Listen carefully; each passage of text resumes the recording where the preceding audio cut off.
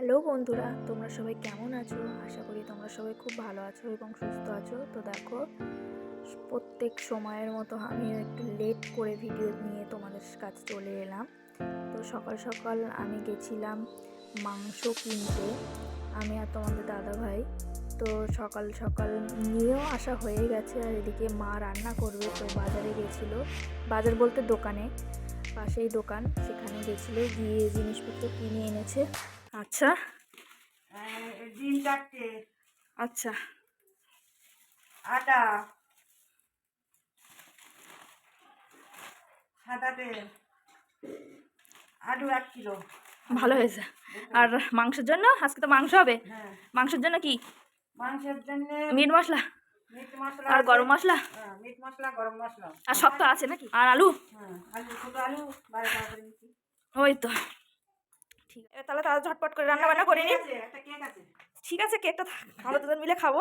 হ্যাঁ, এবারে তারপর তাড়াতাড়ি করে সবজি মবজি কাটতে হবে, তো মাংস রান্না হবে। আচ্ছা। তো দেখো, সকাল সকাল বাজার রান্না কমপ্লিট। এবারে মা মাংসের জন্য রান্না বান্না করবে। তো এইদিকে সবজি কাটছে, দেখতে থাকো।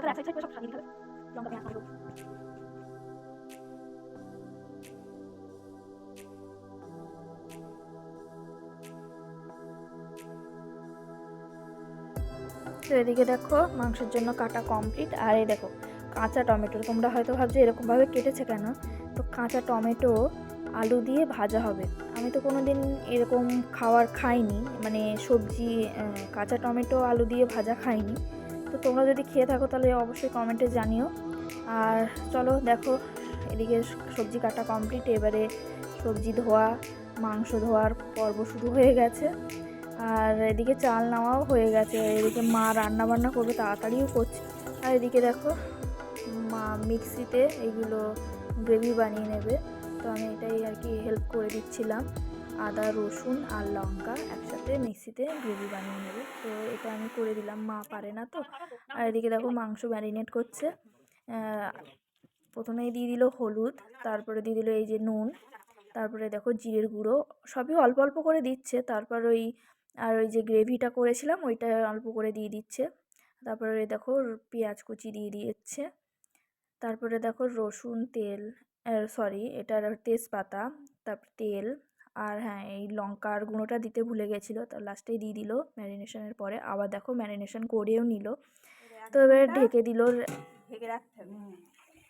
তেল দিলাম, তারপর দেখো 1 ঘন্টা পর মা এদিকে চলে আসলো। হলুদ দিলাম। আর প্রথমেই দিয়ে দিল তেল, তারপর হলুদ, আলু, এগুলো ভালো করে কড়া করে ভেজে নিতে হবে। আর আজকে রান্নাটা পুরো মাই করছে। আর এদিকে দেখো ক্যাপসিকামও ওর মধ্যে ভেজে নিল। তো দেখো এক এক করে সব ভাজা হয়ে গেল।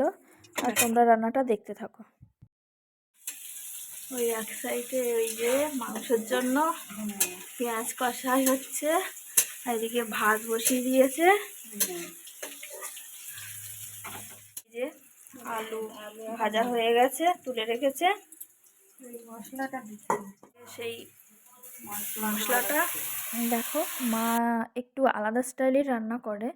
তো আগে ম্যারিনেশনের সময় যে মশলাগুলো অল্প অল্প করে দিয়েছিল, তারপর যা যা ছিল সব তেলের মধ্যে এক এক করে ভেজে মশলাগুলো দিয়ে কষে তারপরে গিয়ে মাংসটা দেওয়া হবে।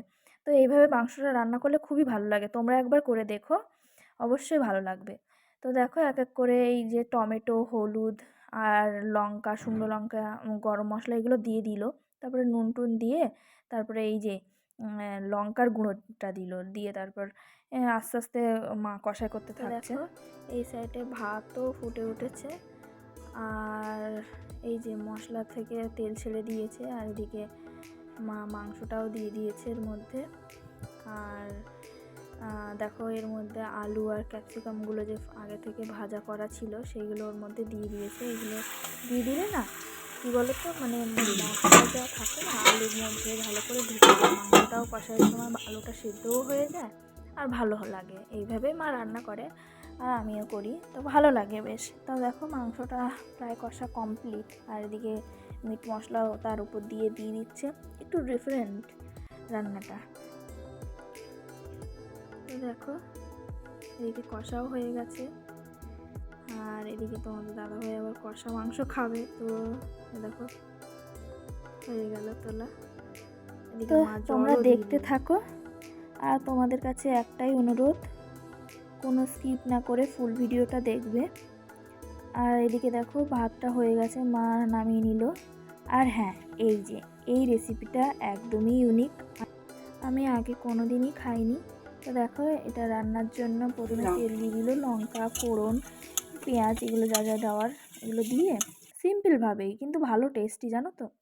তো দেখো আগে থেকে ওই যে আলু, টমেটো, কাঁচা টমেটো কেটে রাখা ওইগুলো দিয়ে দিল। তারপর না এই কষা করে ভাজা যেমন হয়, আলু ভাজা যেমন হয় তেমনভাবেই মা রান্না করলো, তো খুবই সুন্দর লেগেছিলো, জানো তো।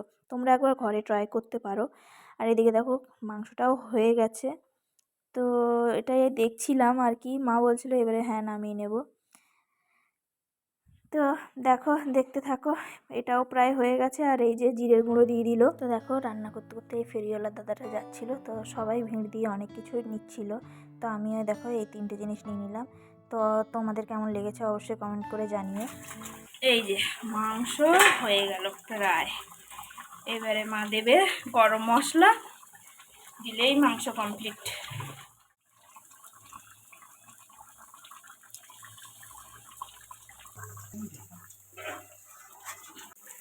এইটা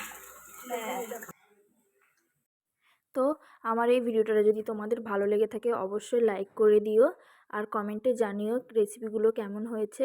আর প্লিজ বন্ধুরা আমার এই চ্যানেলটার পাশে থেকো, সাবস্ক্রাইব করে দিও। এখনকার মতো এই পর্যন্ত, টাটা।